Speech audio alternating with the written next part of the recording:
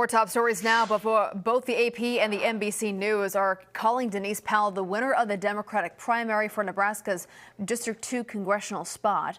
She'll be running against Republican Brinker Harding in November. One hantavirus cruise ship passenger initially in the biocontainment unit at Nebraska Medicine is now being monitored in the National Quarantine Unit. That's the same unit the other 15 passengers who are staying in Omaha were sent to.